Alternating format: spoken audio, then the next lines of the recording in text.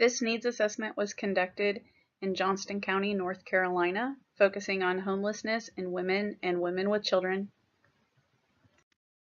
The purpose of this needs assessment was to assess if there were enough basic resources and shelter in the local area for women and or women who have children experiencing homelessness in Johnston County.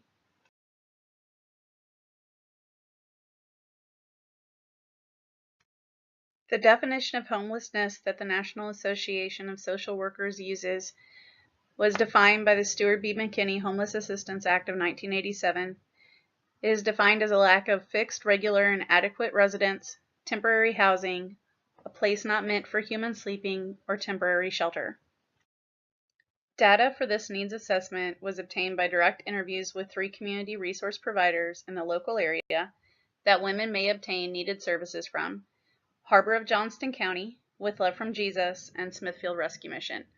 All 3 agencies were asked the same questions to ascertain what services they provide, how many women with or without children that they serve, what needs are going unmet in the area, and the strengths and needs of women experiencing homelessness. The first person I interviewed was Kay Johnson. She is the Executive Director of Harbor of Johnston County. Harbor is a domestic violence and sexual assault agency located in Smithfield, North Carolina.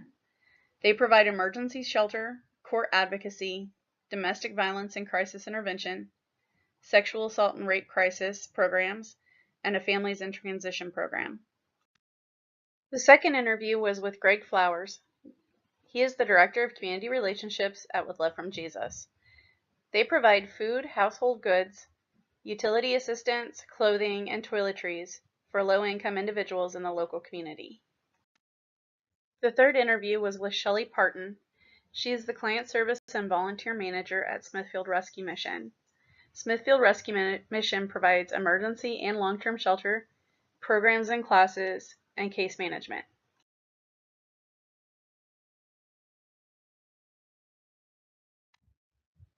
Two of the questions asked in the interview were to assess if any of the agencies have noticed an increase in any subgroup of the homeless population, specifically if they've noticed an increase in the number of women and or women with children seeking shelter. 2 of the agencies that do provide shelter and which work more directly with only homeless individuals reported that they had noticed an increase in the number of women and women with children who are homeless.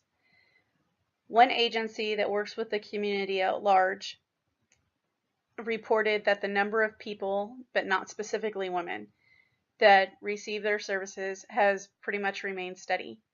Both of the agencies that provide shelter report that most women, one specifically reported that 60% of women have children with them. The recurring theme from these questions is that the number of women and women with children in the homeless population may be on the rise in Johnston County. The next question asked in the interview was to assess whether these agencies provided different services for women than they do for men. All 3 agencies do offer differing services for men and women. One agency offers a broader range of services for women. If they have a special request, they do try to meet that need. One agency offers child advocacy to those women who have children, and one agency offers more classes that have an emotional support component in their programming.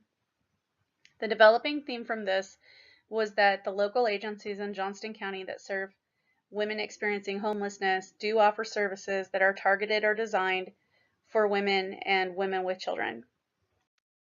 The next question in the interview is, what are some of the different challenges women may face when experiencing homelessness? 2 of the agencies report that a single income is a different challenge for women. All 3 agencies reported a lack of a support network as a special challenge for women and women with children. The theme here is that homeless women often lack a support network. The next question was asked to find any recurring themes with situations where women find themselves facing homelessness. The common themes that indicate risk of homelessness, as reported by all 3 agencies, are domestic violence, mental illness, and substance abuse and addiction. The next question asked during the interviews was if these agencies had noticed any specific strengths that homeless women and women with children may have. 2 of the agencies reported resiliency as being a key strength of women experiencing homelessness. The 3rd agency reported that women tend to be higher functioning and more organized than men, which would also be considered resiliency factors. The theme here is that women who experience homelessness often are resilient and adaptive. The next question asked of the agencies was, what are other services that homeless women and women with children may need that these agencies don't offer or that they know might be needed in the local area? All agencies reported that more support resources are needed in this area for women facing homelessness.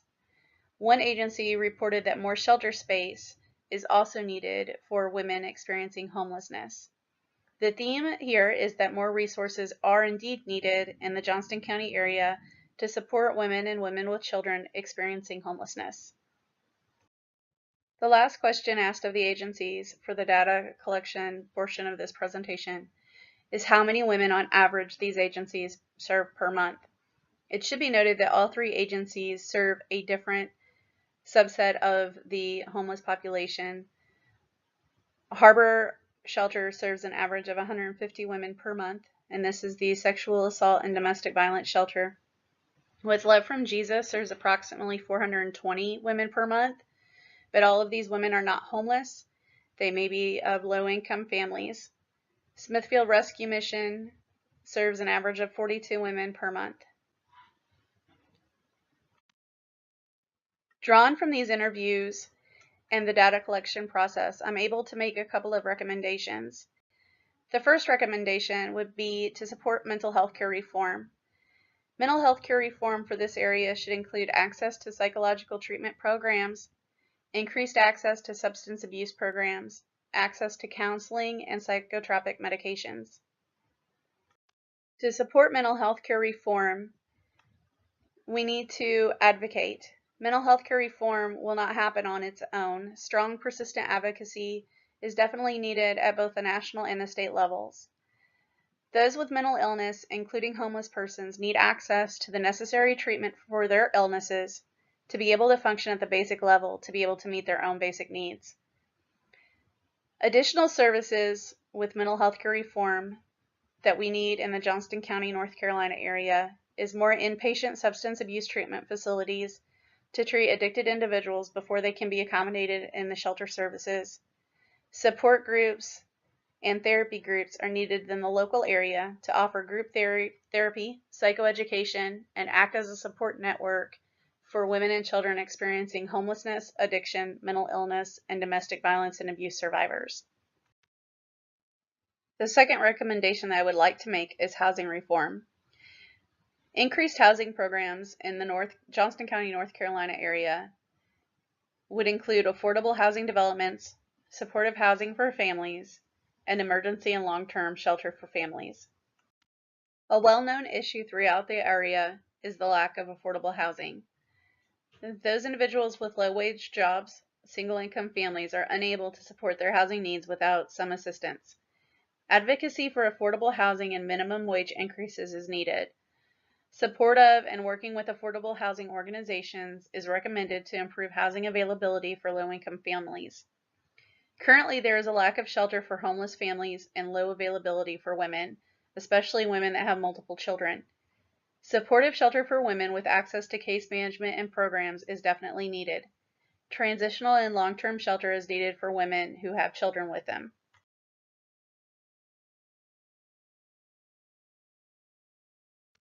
This assessment was a productive learning activity to gain experience and knowledge in the steps to conduct a needs assessment. The planning and organization that were involved in conducting a successful needs assessment was very intensive. Narrowing the topic and having a plan schedule is necessary. Specific to my personal experience, the agencies that I contacted returned my call, they were accommodating, and they were able to grant me the time necessary to conduct the interviews. This was a key to the success of my project. Barriers that I ran into included the lack of actual agencies that are located in this rural area and a lack of data that was specific to the demographic that I was studying.